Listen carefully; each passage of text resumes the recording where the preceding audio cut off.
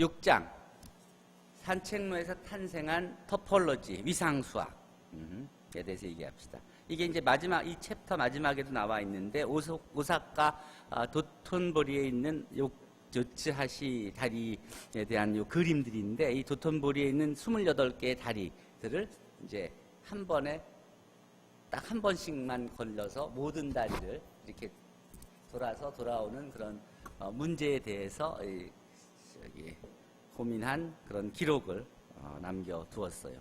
도톤보리 오사카에 가본 사람들 있어요? 이 유적지 봤어요? 못 봤어요? 자, 퍼즐이 학문으로 발전하다. 자, 이전에는 도저히 수학의 대상이 되지 않았던 대상으로부터 새로운 발상의 수학이 탄생하는 예에 대해서 살펴보도록 합시다. 7개의 다리 건너기. 산책하는 모든 사람이 도전했다는 문제가 바로 이 7개 다리 건너기의 문제인데, 아이고, 누가 수학을 좋아한다 든지 또 수학자라고 말하면 그것만으로도 약간 이상한 사람이라고 여기기도 하는데 대부분 주위를 돌아보면 수학 퍼즐 좋아하는 사람이 생각보다 꽤 많습니다.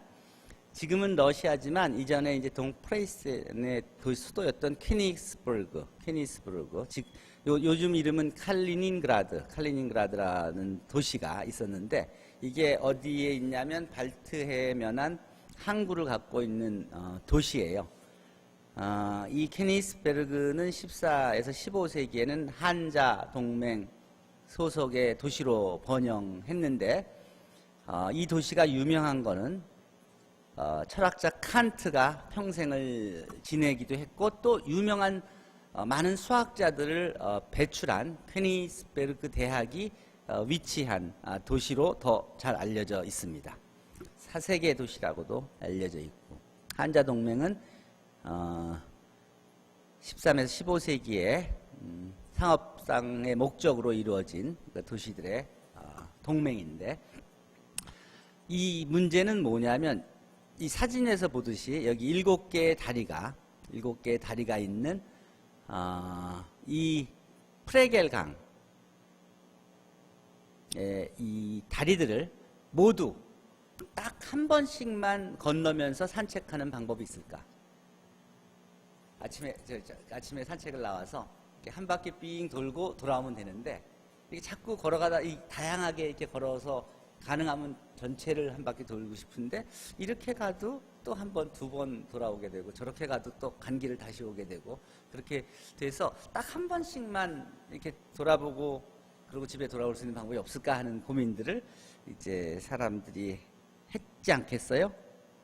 자, 이게 이 한붓 그리기로 그런 길을 그릴 수 있을까? 그러니까 한번 생각을 하다 보니까 이걸 그림으로 그려서 이렇게 가면 어떨까? 저렇게 가면 어떨까? 생각해 보겠죠. 미리 좀. 한붓 그리기라는 그런 아이디어가 여기서 시작됐는데 이 한붓 그리기 시작이 이 강의 다리에서 시작됐다. 1736년에 수학자 오일러가 조건을 만족시키는 방법이 존재하지 않다는 것을 증명하면서 이 한붓 그리기라는 수학적인 문제가 대두되었습니다. 이것이 그래프 이론의 첫 번째 논문이고 토폴로지의 시작입니다. 당시 케닉스버그의 다리들은 7개가 이렇게 연결되어 있었고 이게 이제 프레겔 강이고 여기에 의사당이 있고 대학이 있고 자 지금은 이제 몇 개 건물만 오래된 건물이 남아 있지만 그래서 요것을 이제 한붓 그리기 그러면 이제 이런 식의 그림이 되는데 실제로 이것을 딱 한 번씩만 하나도 빠뜨리지 않고 지나서 돌아오는 길이 존재하지 않는다는 것을 오일러가 증명을 한 것입니다. 케니스버그가 배출한 유명한 수학자는 하세, 또 데이비드 힐버트, 키르키호프, 리프슈츠, 모저, 폰 노이만, 칼 노이만, 로젠하임, 점머벨트 등 다 유명한 수학자들입니다. 한 도시에서 당시에 이렇게 많은 수학자들을 배출했다는 것도 신기한 일이죠.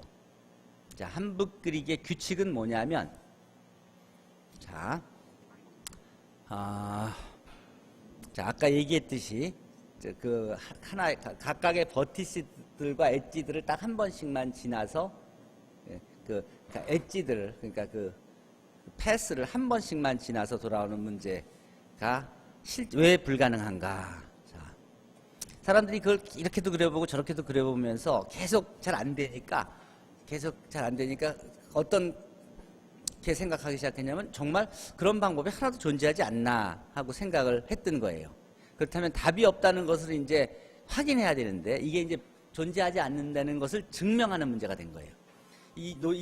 실제로 답이 존재하지 않는다는 것을 논리적으로 증명한다는 것은 아마추어들에게는 쉬운 일이 아니죠. 수학적 증명을 배운 사람들이 실제로 증명을 할 수 있지.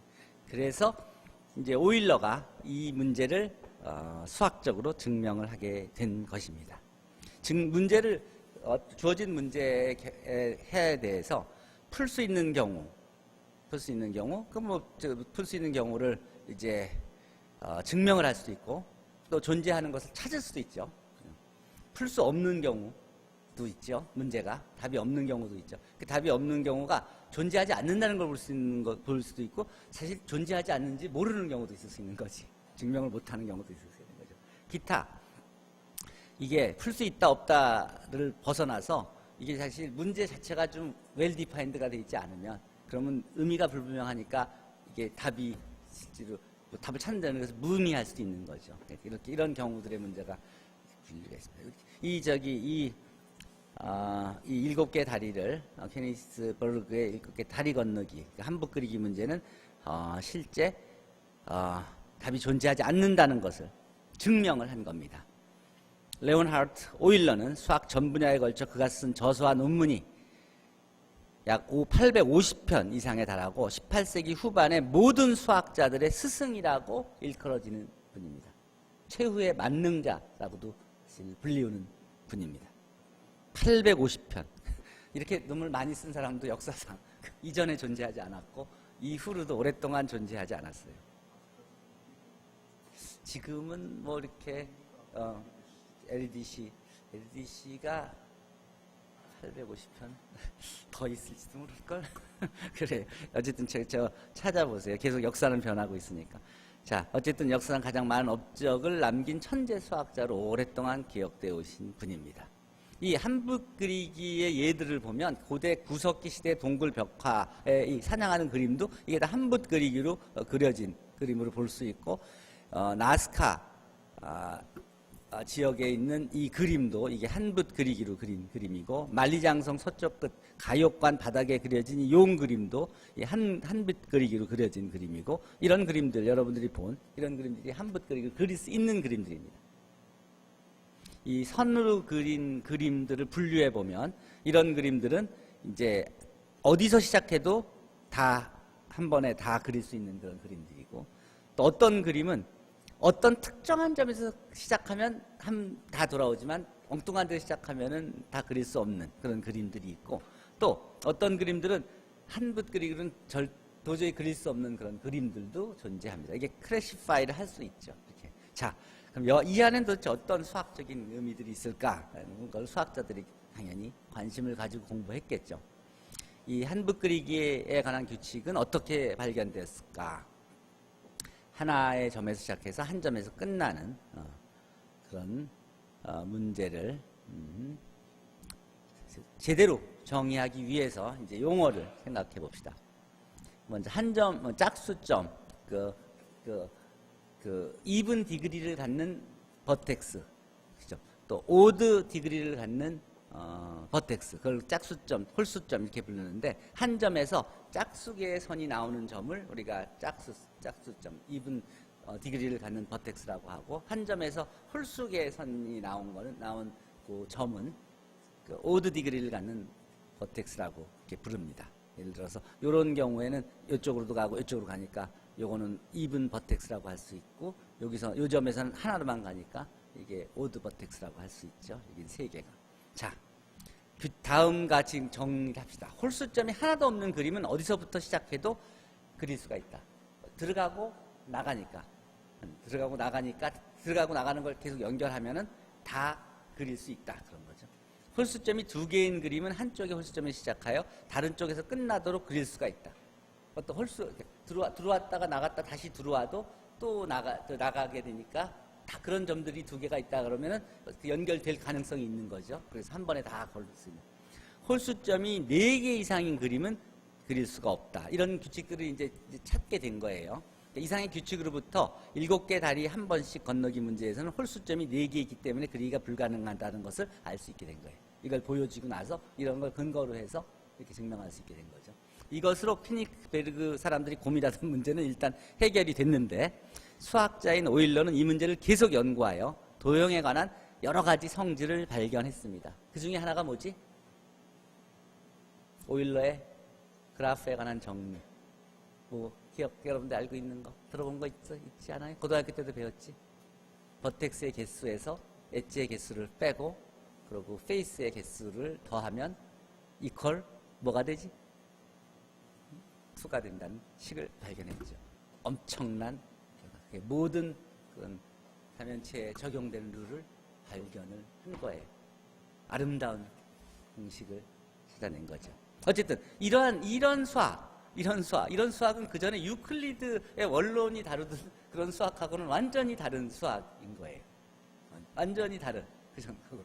그러니까 유클리드는 딱 자로 딱 해서 거리가 있고 딱 해서 뭐 대칭이고 뭐 동치고 뭐 이런 식이었는데 이건 지금 거리 개념 이런 개념이 없잖아요. 여기서 연결된 것들 그런 성질만 가지고 하는 수학이 돼버린 거잖아요. 자, 알파벳을 보면은 이것도 다 이렇게 선을 이용해서 이렇게 그리고 일본 글자인 가타카나도 자 이렇게 선들과 이렇게 선과 점들로 이렇게 표현한다고 볼 수 있죠. 그리고 재밌는 거는 이런 다양한 그림들 있죠. 다양한 오브젝트들 있지. 근데 만약에 이게 이제 말랑말랑한 고무로 만든 오브젝트라고 하고 그리고 여기다가 다 이게 안에 비어 있다고 생각하면 여기다 바람을 다 불어넣으면 그 모양이 다 어떻게 돼요? 다 점점점 커져서 팽팽해지면서 다 구같이 되죠. 원같이 되죠. 그렇지? 그러니까 실제로 이런 것들이 어떤 의미로는 서로 달라 보이지만은 토폴로지컬리는 같은 오브젝트로 볼 수 있게 된 거예요. 이런 수학을 생각하게 된 거예요. 자, 즉 잡아다니거나 구부리거나 펴서 모양을 바꿔도 위치의 패턴이 토폴로지가 같다는 이런 것들을 하나로 보는 이런 수학을 생각하게 된 거예요. 이게 토폴로지의 시작이에요. 토폴로지가 같다, 이상이 같다는 건 전통적 도형에서 중요하게 여기는 길이나 각도, 넓이 등의 계량이나 평행, 수직 등의 방향이라는 도형의 양적 성질을 다 버리고 그리고 점의 늘어섬, 선의 연결만을 보존한다 하는 새로운 규칙을 적용한 수학을 생각하기 시작했다는 거예요. 자, 여기도 이렇게 헝클어진 실들이 이렇게 있는데 이것들을 다 이렇게 싹 풀르면 그러면 어떻게 될까? 이게 서로 이렇게 꼬아서 꽉 묶어놓은 상태가 아니면 이렇게 섞여 있는 건 이렇게 풀르면 쫙 한 줄로 늘어서면서 같은 그런 토폴로지를 갖을 수 있다는 것을 알 수 있겠죠. 이제 이게 플래너 그래프에 대한 개념이기도 해요. 자, 어쨌든 이 마술과 같은 도형화, 그전과 유클리드 기하와는 완전히 다른 그런 수학인 위상수학이 탄생하게 된 것입니다. 유연한 생각으로부터 여러 가지 새로운 수학이 탄생하게 된 겁니다. 여럿이 삽을 가지고 놀이하는 기분으로 구멍을 파다가 우연히 한 사람이 광맥을 발견하고 파고 들어갔더니 금, 은, 동은 물론 다이아몬드까지 많은 보석이 나왔다. 그러면 굉장히 즐거운 일이겠죠. 수학이 바로 이런 이 7개 다리 한 번에 건너기 문제가 그렇게 별거 아닌 문제였는데 이게 새로운 엄청난 수학 분야를 만들어내는 기여를 하게 된 것입니다. 종래에 알려져 있던 계량계약과는 완전히 다른 위상계약이라는 수학이 탄생하여 광범위하게 현재도 이용되고 발전되고 있습니다. 필요하면 묘양을 쓰기 쉽도록 규칙에 따라 변형해서 써도 좋다는 것이 특징입니다. 자, 여러분들이 지금부터 한 30년 전에 그 사색 문제, 포칼라 프로그램이 풀렸다는 컴퓨터를 이용해서 풀렸다는 그런 얘기를 본 기억이 있죠. 포칼라 프롬 이게 거의 몇백 년, 거의 200년, 300년 된 문제였는데 구스리가 네 가지 색깔만 있으면 이게 분명히 다 구분해서 그릴 수 있는데 세계 지도를 다 써놓고 그려봐도 다 그릴 수 있는데 더 많은 나라가 있고 더 복잡하더라도 그 네 가지 색만 있으면 충분하다. 증명을 근데 이걸 못했었죠. 증명을 그래서 결국은 손을 이걸 다 경우를 하는 것이 불가능해서 증명을 못하고 있다가 실제로 클래시피케이션을 하고 각각의 경우를 슈퍼컴퓨터를 돌려서 그래서 다 어떤 경우에도 네 가지만 있으면 네 색만 있으면 다 그릴 수 있다는 걸 증명을 했죠. 이때 이후로 수학적 증명이라는 개념이 바뀌어졌어요. 옛날엔 수학적 증명은 손으로 이렇게 해서 논리적으로 증명하는 것만 증명이라 그랬죠. 그렇죠? 그래서 그 이후로는 수학적인 증명이 mathematical verification이라고 바뀌었어요. mathematical verification. theoretically도 증명할 수 있지만 모든 경우에 다 답을 줄 수 있으면 그런 경우에 된다 안 된다는 것을 확인할 수 있죠. 그것도 증명의 하나로 인정해 주기 시작한 거예요. 그래서 mathematical verification이란 그런 용어가 나오기 시작했어요. 이 그래프하고 이 그래프가 위상적으로는 같은 거예요. 그러니까 이걸 연구하는 거나 이걸 연구하는 거나 같다는 거예요. 자, 일상생활의 이용. 자, 보면 안내도라든지 철도 노선도, 뭐 지하철 노선도, 뭐 이런 지구를 나라 지도 그리는 이런 모든 것들에 지금 이 한붓 그리기 아이디어들이 그래프가 이용되죠. 버텍스와 엣지들 연결. 자, 불가사의한 위상수학의 세계. 메비우스띠. 메비우스띠는 앞면과 뒷면이 따로 구분이 안 되는 도형이죠. 펠릭스 클라인의 버틀. 안과 밖이 구분이 되지 않는. 분명히 닫혀 있는데도 사실은 열려 있고. 자, 근데 이 메비우스띠가 실제 이게 이런 게 이게 안과 밖에 없다는 게 말이 안 되는 것 같은데 실제로 우리 주위에 이거 많이 쓰고 있죠. 옛날에 그 방앗간에 가면 아주 기가 막히게 이거를 방향을 틀어서 그 돌리는 방향을 또 속도를 또 조절하면서 원하는 그런 그 오퍼레이션들을 하죠. 그러니까 실제로 우리 주위에 이런 그 전통적인 수학과 다른 그런 수학적 아이디어와 오브젝트들을 사용하면서 살아왔다는 거예요. 실제로 이런 그림들을 그리는 걸 보면 여기 한번 들어가 볼까요? 내가 보여줄까? 이 주소들을 보면 이거 내가 만든 것들인데요. 이 그래프예요. 성대에서 만든 거예요, 다.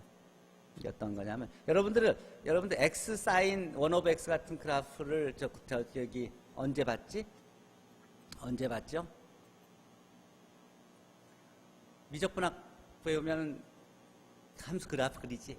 사인 그래프 그리고 사인 1 오브 x 그래프 그리지. 거기다가 x를 곱해서 x 곱하기 사인 1 오브 x 이런 걸 배우죠. 그 그래프 그림들을 보면서 이게 여기서 수렴하냐 발산하냐 뭐 이런 것들, 연속이냐 아니냐 이런 것들을 배우죠, 미적분학에서. 그래서 x 때는 연속이 아니고 x 제곱 때는 연속이고 뭐 수렴하고 또 발산하고 이런 것들을 배우죠. 이게 그 x 사인 1 오브 x가 a가 변함에 따라서 변해지는 그래프를 그려주는 거예요. 여기서 이 파라미터를 바꿔주죠. a가 1이 아니라 4면 5면 어떻게 될까? 지금 여기서 함수를 좀 제너레이트 하는 거예요. 여러 개를 동시에 만들어서 그래서 애니메이션으로 보여주는 거예요. 이게 a가 변함에 따라서. a가 변하면 아까 그래프가 1이 5로 커졌죠. 만약에 b를 바꿔주면 어떨까? c를 바꿔주면 어떨까? c를. 어쨌든 여러분들이 그동안 했던 이런 모든 거 이거 확대 축소도 가능해요. 확대 축소도 캔버스 사이즈를 더 줄이면 그럼 아주 매그니파이해서 현미경 같이 볼 수도 있죠. 컴퓨터에서 계속 저거를 확대하면 그러면 그 안에서 실제로 원점 근처에서 그 비헤이비어를 이해할 수 있죠. 자, 이걸 이용해서 실제로 그러니까 모든 걸 그릴 수 있어요. 저기서 함수씩 아무거나 집어넣으면 그릴 수 있다는 소리죠. 아까 여기서도 이게 아니라 다시 해서 여기서 이게 그냥 코사인 x라 그러면은 이게 그냥 a도 필요 없고 다 탄젠트, 뭐 코사인, 뭐 코사인 그냥 x라고 한다. 뭐 이렇게 그리면 어떻게 될까? 자, 그럼 코사인 x가 그려지죠? 그래서 b를 어쨌든 이런 일들이 그러니까 하나만 할 수 있으면 모든 여러분들이 미적분학에서 배운 모든 공식들이 모든 식들 있지, 모든 식, 다항식이건 삼각함수건 초월함수건 로그 함수건 다 그릴 수 있죠. 자, 아트 서프. 그래서 내가 좀 더 한 단계 더 발전시켜 봤어. 여러분들이 이제 음함수라든지 또는 이 파라메트릭 이케이션이라든지 하는 것들을 실제로 저걸 이용해서 코드를 바꿔서 실제로 그림들을 그려봤어요. 이게 3차원 그래프예요. 하트 이 이케이션이 여기서 준 이 이케이션이 파라메트릭 펑션이 오브젝트를 주죠. 여기서 그치지 않고 이걸 내가 이거 학생들하고 만든 건데 이 소스를 이거를 그림을 그리기 위해서는 데이터를 제너레이트 해야 될 거 아니야? 데이터 제너레이트해서 디스플레이 시켜준 거죠. 그 데이터를 디스플레이 시켜주는 동시에 파일로 저장을 시킨 거야. 그럼 이게 STL 파일이에요. 스테레오 리토그래피 파일이야. 이거를 3D 빌드를 한번 볼까? 그러면 하트가 만들어지죠. 이 하트를 내가 여기서도 얼마든지 이거를 바꿔줄 수 있어요. 여기서 이거를 이게 4가 아니라 이거를 예를 들어서 뭐 2로 하면 그리고 이거는 8로 하면 모양이 어떻게 바뀌어질까? X축으로는 커지고 Y축으로는 줄어들죠. 그럼 그림이 어떻게 바뀌어질까? 훨씬 길쭉하고 이 STL 파일은 어떻게 될까? 이렇게 바뀌어지죠. 생성한 거야 내가 지금. 세상에서 제일 처음으로 만들어낸 거야. 이거를 지금 이걸 G코드로 저기서 저장하고 메시를 줘갖고 내 방에 있는 3D 프린터로 뽑으면 뭐가 돼? 세상에 하나밖에 없는 하트가 만들어진 거죠. 그래서 내가 선물로 내 딸한테 줬어. 그러니까 여러분들이 배우는 수학이 이렇게 쓰여질 수 있는 것들이에요. 어쨌든 이게 이제 2D에서 벗어나서 이제 3D로 이제 변하는 과정들이에요. 근데 실제로 지금 이런 것들을 다루려면은 3D 그래퍼들이 필요하죠. 근데 그전에는 이런 것들이 다 까다로운 일이었지. 근데 지금은 얼만큼 단순한 일로 바뀌어졌어요. 수학 교구들 있죠? 비싸게 팔아서 학교 가면 사다 놓고 이렇게 했었죠. 깨지면 물어내야 되고. 지금 어때요? 필요하면 그냥 만들어서 쓰면 되는 거죠. 원하는 건 얼마든지 바꿔서 만들 수 있죠. 비용은 이벤츄얼이 다 자, 그러니까 지금 그런 세상이에요. 자, 토러스 이런 것도 마찬가지. 도너츠. 지금 이 토러스가 어떤 의미가 있는지 여러분들 이해해요? 토러스가 어떤 의미가 있는지? 여러분들 동대문 디자인 프라자 DDP에 가본 적 있죠? 동대문 DDP 한 번도 안 가봤어요? 영은 양 동대문 디자인 프라자 가봤어요?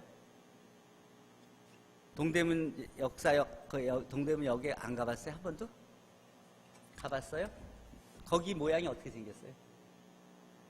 그게 도넛 비슷하게 생긴 것 같지 않아요? 저 토러스 이퀘이션이 있죠?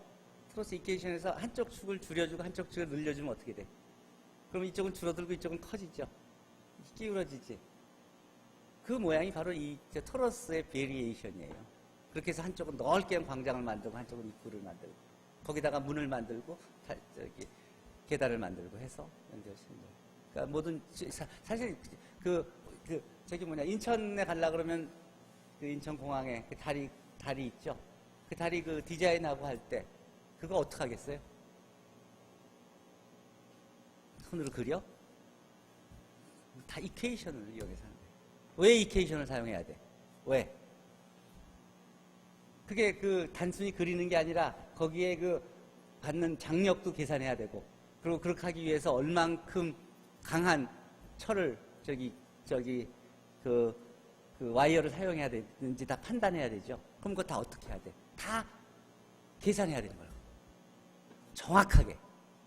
그리고 거기다가 엑스트라 장력까지 보장해서 사고가 있어도 그래도 버틸 수 있게끔 해야 되죠. 그려서 할 수 있는 것들이 아니에요. 다 이퀘이션을 하는 거예요. 그러니까 처음 그릴 때부터 이케이션으로 그려야지 손으로 그려서 일이 아닌 거예요. 그 모든 그 건축 과정에 다 수학이 인볼브되기 때문에. 그러니까 처음부터 그렇게 해야 돼요. 여기서 보면 수학과 예술이라고 하는데 이런 여러분들이 보는 도형들 있죠. 이게 다 이케이션들이에요. 다 이거 이케이션들이에요. 다 나비 이거 다 이케이션들이에요. 이거 다 프린트아웃 할 수 있어요. 이거 실제 토러스 내가 만든 거예요. 프린트아웃 한 거예요. 색깔도 둘 줘서 내 방에서 만든 거예요. 자, 이런 모든 것들. 이 애니메이션이 뭐냐면 아까 그 내가 애니메이션 만든 거 있죠? 이케이션 줘서 그 타임 t가 변함에 따라서 이거 고친 거예요. 이렇게. 어쨌든 그러니까 여기서 보면 이런 수학들이 지금 여러분들이 지금 향유하고 있는 그런 수학들인 거예요. 자, 어쨌든 토러스에 대한 얘기를 보면 도넛 또는 자전거, 타이어, 수영장에 쓰는 튜브 모양이 가는 도형이 토러스라고 하는데 이게 바로 이걸 이용해서 이게 펠릭스 클라인의 버트를 만들고 그러는 거예요. 이 메비우스, 클라인 모두 독일의 수학자예요. 그러니까 19세기에 독일이 얼만큼 수학적으로 새로운 그런 수학을 하면서 다른 나라가 못하던 그런 엄청난 일들을 해냈는지 볼 수 있겠죠. 일본에도 다리 건너기 문제가 있었습니다. 이게 신겐3법 1845년에 나온 나니와의 28개 다리 건너기 문제가 써 있습니다. 아까 본 그게 오사카에 이게 다 임진왜란 후에 다 나온 수학 일본의 아웃풋들인데 현재 다음 쪽 지도에 같이 강은 거의 다 매립되어 도톤보리 강과 요츠 하시를 기념하는 다리의 모형만 남아있지만 이게 그 원래 다리의 모형이고 그리고 여기서 이거를 한 번에 하게 하려면 어떻게 해야 되느냐 이런 문제들에 대한 기록이 존재하는 것입니다. 자, 이게 위상수학 또 오일러의 컨트리뷰션과 그리고 지금 그래프 이론 등의 시작이라고 볼 수 있습니다. 자, 오늘 배운 내용에 대해서 궁금한 거 있으면 질문하세요.